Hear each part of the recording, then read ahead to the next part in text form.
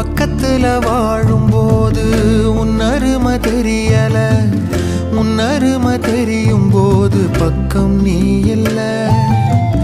தன்னந்தனி படகு போல தத்தளிக்கும் வாழ்க்கை போல